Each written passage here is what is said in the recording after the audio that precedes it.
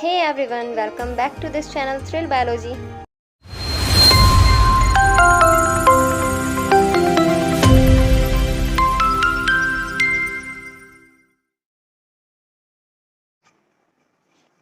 Hey everyone, hello and welcome back to our channel. I am Punita Singh and you are watching Thrill Biology.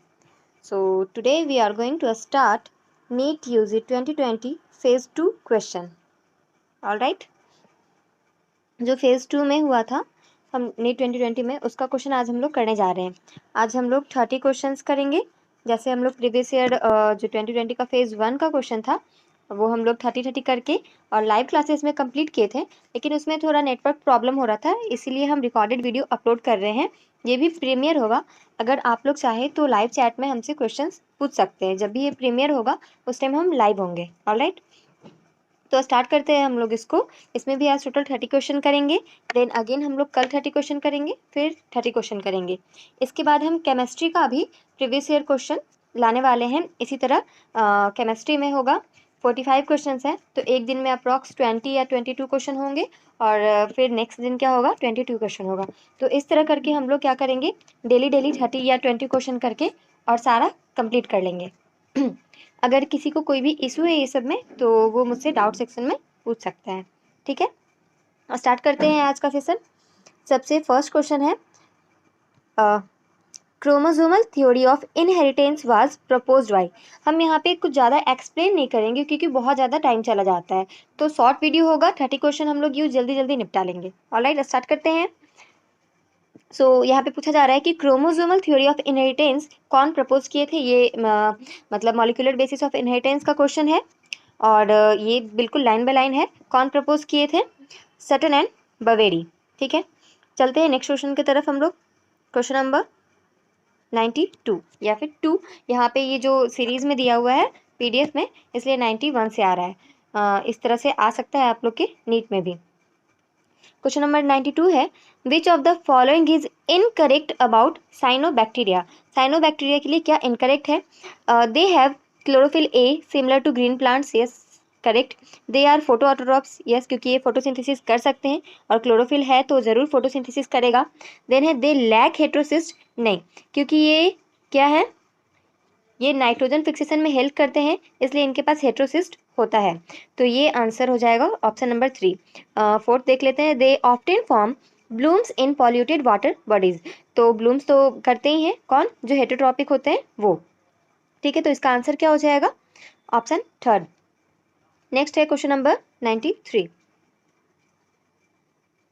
The impact of emigration on population density is positive, negative, both positive and negative, neutralise by natality और what. तो इसका जो answer होगा ये होगा positive. अब कैसे होगा? तो ई माइग्रेशन का स्टार्टिंग वर्ड क्या है? आई है. और एक और होता है जो आई जो है वो ई में कन्वर्ट हो जाता है, उसको भी ई माइग्रेशन ही बोलते हैं. लेकिन ई माइग्रेशन और ये वाला ई माइग्रेशन, ये दोनों में क्या है, डिफरेंस है. कैसे डिफरेंस है? जो जहाँ पे पॉपुलेशन इंक्रीज होता है, यानी अगर कोई मान लीजिए कोई 10 या 15 पॉपुलेशन का कोई भी हिस्सा उठ करके और दूसरे पॉपुलेशन में जा रहा है, तो क्या हो रहा है, वहाँ का पॉपुलेशन इंक्रीज हो रहा है, यानी ई माइग्रेशन हो रहा है उस पॉपुलेशन में. ये जो ये क्या है, बर्थ के इक्विवेलेंट होता है. यानी बर्थ में सेकेंड वर्ड क्या है? आई है. तो इसको हम लोग याद करेंगे, बर्थ से क्या है, नंबर इंक्रीज होता है, और ई माइग्रेशन से भी क्या है, नंबर इंक्रीज होता है. और डेथ का सेकंड वर्ड क्या है? DEATH. तो ई, तो डेथ से क्या होता है, नंबर इंक्रीज डिक्रीज होता है. और ई माइग्रेशन से भी क्या होता है, निगेटिव इम्पैक्ट पड़ता है पॉपुलेशन डेंसिटी पे. तो इससे हम लोग याद कर सकते हैं. तो ई माइग्रेशन ईजी हो गया. किससे रिलेट किए हम लोग? बर्थ से. इसमें आई है तो क्या होगा, पॉजिटिव इम्पैक्ट पड़ेगा किस पे? पॉपुलेशन डेंसिटी पे. तो इसका आंसर क्या हो जाएगा? Option first. ठीक है, आगे बढ़ते हैं हम लोग क्वेश्चन नंबर 94. आज हम लोग क्वेश्चन नंबर 120 तक कंप्लीट कर लेंगे. Question number 94. Which of the following statement is incorrect? First is rubisco action require ATP and NADPH, हाँ रिक्वायर होता है। देन है two rubisco is a bifunctional enzyme, yes क्योंकि ये कार्बन और ऑक्सीजन दोनों के लिए वर्क करता है। देन है in C4 plants the site of rubisco activity is mesophyll cell, तो उसमें जो C4 प्लांट होता है उसमें दो तरह का सेल यहाँ पे होता है, एक होता है बंडल सिथ और एक होता है मेसोफिल। तो जो आगे वाला जो होता है यानी फर्स्ट में जो होता है वो होता है क्या, मेसोफिल सेल, और जो बाद में होता है वो होता है बंडल सिथ सेल। जो आगे वाला स्टेज होता है उसमें पेप्केज एंजाइम होता है और बंडल सिथ में क्या होता है, रुबिस्को एंजाइम होता है। तो यहाँ पे बोल रहा है C4 में रुबिस्को एक्टिविटी मेसोफिल में होता है क्या, तो नहीं, कहाँ पे होता है, बंडल सिथ सेल में। तो इसका आंसर इनकरेक्ट कौन सा है, ऑप्शन नंबर थर्ड। ऑप्शन 4 भी पढ़ लेते हैं। The substrate molecule for rubisco activity is a 5 carbon compound, this is written in the NCERT, so what is the correct answer, this is option number third. Next is question number 95।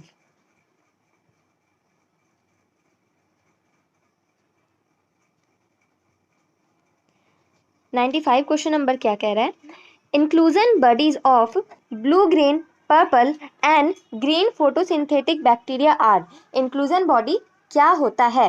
तो जो chapter 8 है cell the unit of life, वहाँ पे prokaryotes के बारे में दिया हुआ है इंक्लूजन बॉडी या राइबोसोम में, जिसमें कि इंक्लूजन बॉडी कौन कौन सा होता है, like phosphate granules, glycogen granules, बहुत सारे ग्रैन्यूल्स होते हैं, और साइनोफाइसिन ग्रैन्यूल, ये सारे ग्रैन्यूल्स होते हैं। और एक गैस वैक्यूल होता है इंक्लूजन बॉडी, जो किसमें पाया जाता है, ब्लू ग्रीन पर्पल और ग्रीन फोटोसिंथेटिक बैक्टीरिया में पाया जाता है। तो क्या होगा, गैस वैक्यूल किसमें पाया जाता है, ये सारे बैक्टीरिया में। तो correct answer is what, option third, gas vacuole. Next is question number 96। हम लोग ट्रिक से सारा क्वेश्चन जल्दी जल्दी सॉल्व कर लेंगे और ऐसे सॉल्व करेंगे कि याद हो जाए।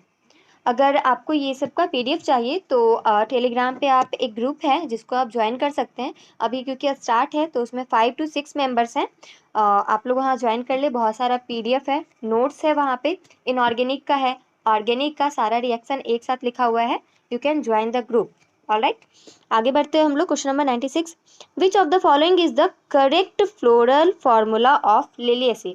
तो ये क्वेश्चन ना बहुत बार आता है और बच्चे बहुत कंफ्यूज हो जाते हैं, मतलब हम भी बच्चे ही हैं बट स्टूडेंट्स के हैं बहुत कंफ्यूज हो जाते हैं कि क्या होना चाहिए। इसका एक ट्रिक है, जो स्टार्टिंग होता है कहाँ से होता है, फैमिली में, मॉर्फोलॉजी में फर्स्ट जो फैमिली है फैबेसी है, then solanaceae and then liliaceae. तो फैबेसी में जो गाइनोसियम है वो क्या है, यूनिलोकुलर होता है।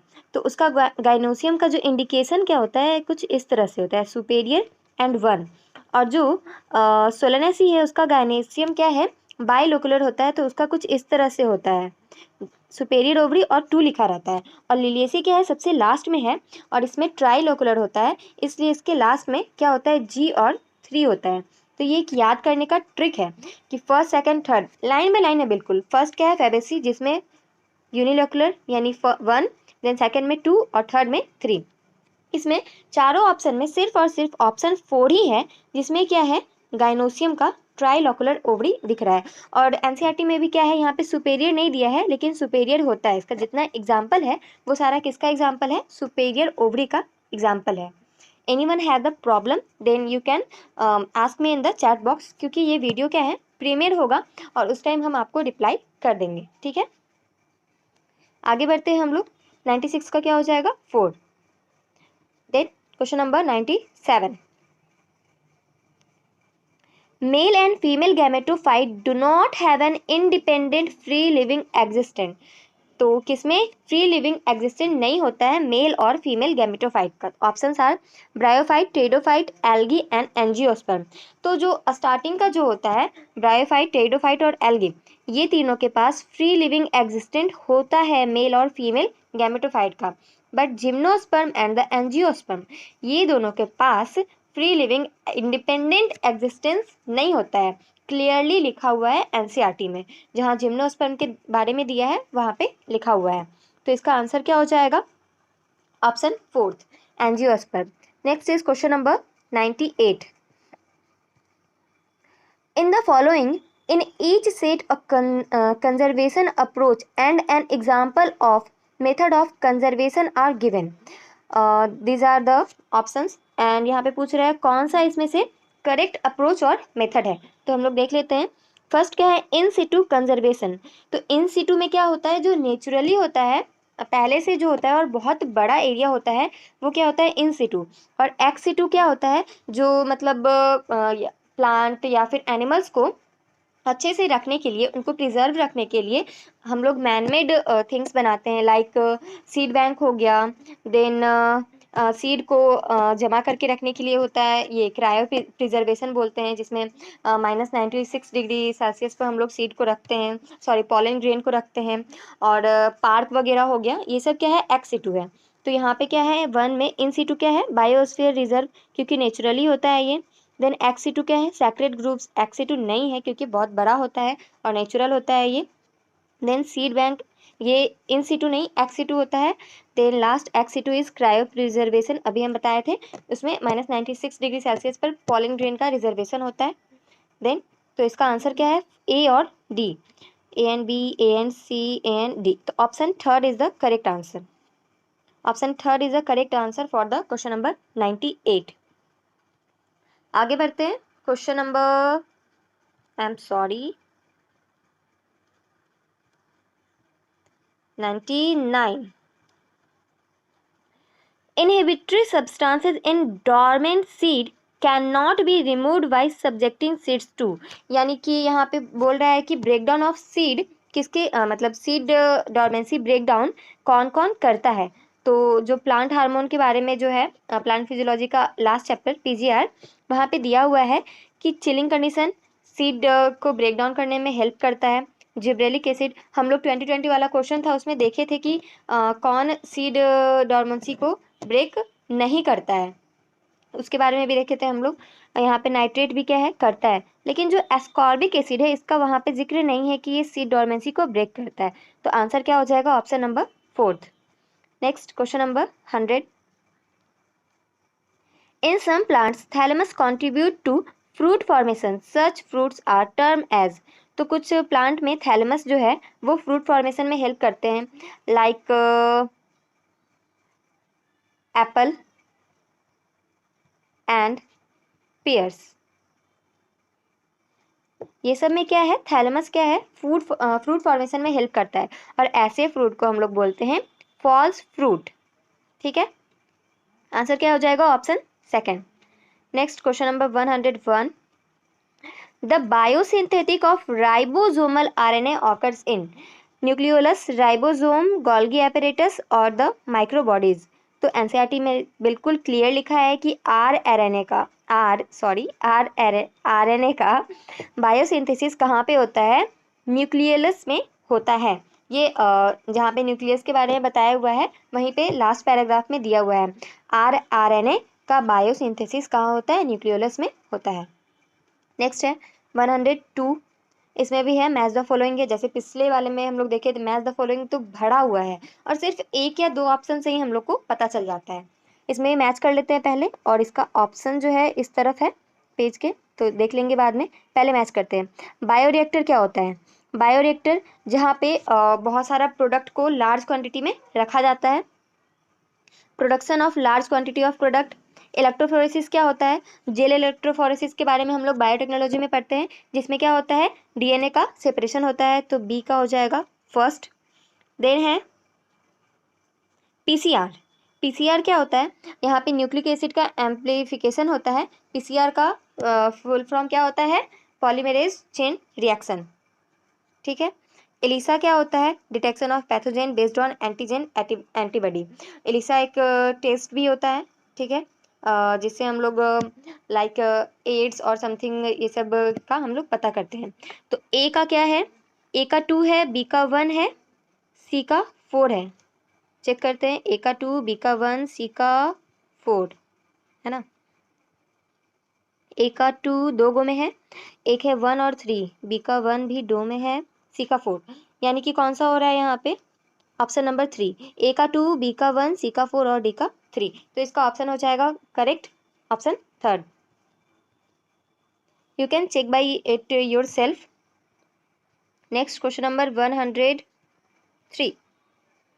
Large empty colorless cell of adaxial epidermis along the vein of grass leaves are, यानी कि किसमें, यहाँ ग्रास लीफ में लार्ज एम्प्टी कलरलेस सेल, तो इसका एक अलग नाम है, किसमें होता है, इसको क्या कहते हैं, बुलिफॉर्म सेल कहते हैं, जो कि क्या होता है, ट्रांसपीरेशन में हेल्प करता है, और जो लीफ होता है वो कर्ल हो जाता है, कर्ल लीफ का फॉर्मेशन होता है। ठीक है, नेक्स्ट चलते हैं हम लोग question number 104. In a mixture DNA fragments are separated by PCR, bioprocess engineering, restriction digestion and electrophoresis. अभी जस्ट मैच द फॉलोइंग में देखे थे, डीएनए फ्रैगमेंट का सेपरेशन कैसे होता है, जेल इलेक्ट्रोफोरेसिस से, तो क्या हो जाएगा option 4.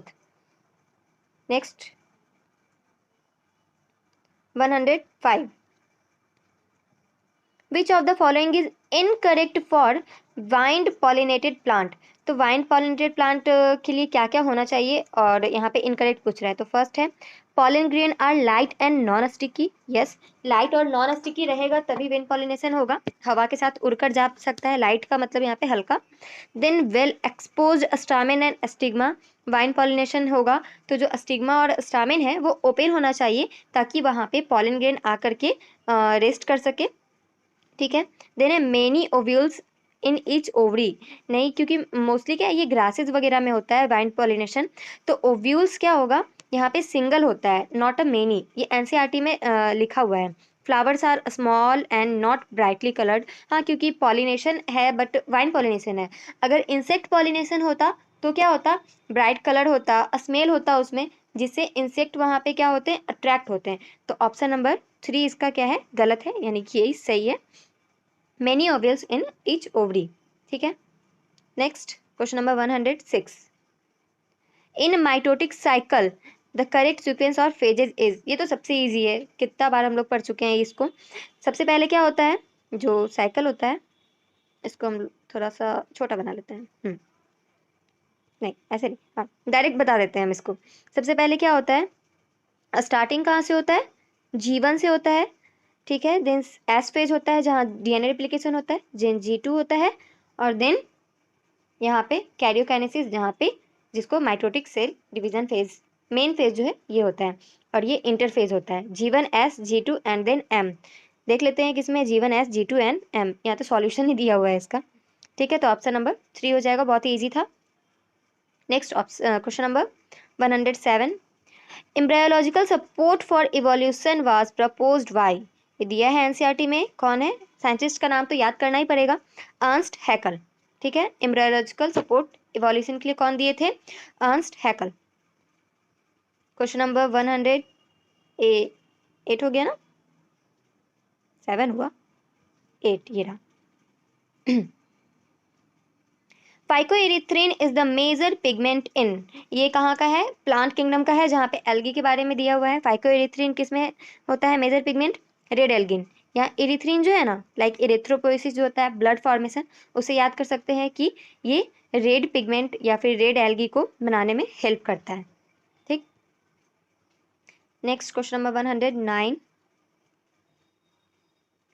According to Alexander von Humboldt, a species richness goes on increasing with increased area of exploration, तो ये सही हो सकता है, आगे बढ़ते हैं। a species richness decrease with increasing area of exploration, ये तो बिल्कुल गलत है।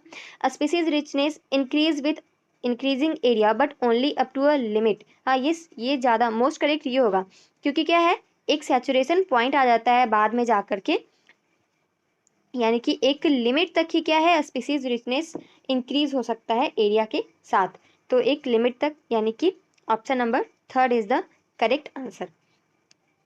ऐसे हम लोग सारा ऑप्शन पढ़ेंगे। There is no relation between species richness and area explore, तो ये तो गलत है साफ, क्योंकि हम लोग जानते हैं कि है रिलेशन है ये दोनों के बीच में, और कैसा है only up to a limit तक, जिसका एक अलग तरह एक फॉर्मूला भी है वहाँ पे, एक एक्सप्रेशन है वहाँ पे। नेक्स्ट है 110. In polynucleotide chain of DNA, a nitrogenous base is linked to the OH of, किससे लिंक्ड होता है, ये भी एनसीईआरटी में दिया है, 1 कार्बन, 2 कार्बन और 3 कार्बन, 5 कार्बन, तो दिया है 1 carbon pentose sugar. Option number first is the correct. बहुत ही इजी क्वेश्चन था, जितना भी है इसमें सारा बहुत ही इजी क्वेश्चन है, बिल्कुल एनसीईआरटी से ही है। During non cyclic photophosphorylation when electron are lost from the reaction centre at PS2 what is the source which replaces this electron. यानी कि यहाँ जो इलेक्ट्रॉन है कहाँ से आ रहा है, साफ साफ क्वेश्चन है। तो यहाँ पे क्या होता है, एक रिएक्शन होता है जिसमें H2O क्या है, टूटता है, जिसको हम लोग क्या बोलते हैं, वाटर स्प्लिटिंग। और इसमें Mn और Cl क्या है, ये दोनों एलिमेंट हेल्प करता है, मैग्नीज और क्लोरीन। तो क्या है सोर्स, वाटर, इजी। ठीक है, आगे बढ़ते हैं। क्वेश्चन नंबर 112, ज़्यादा नहीं है, बस 120 तक करेंगे हम लोग।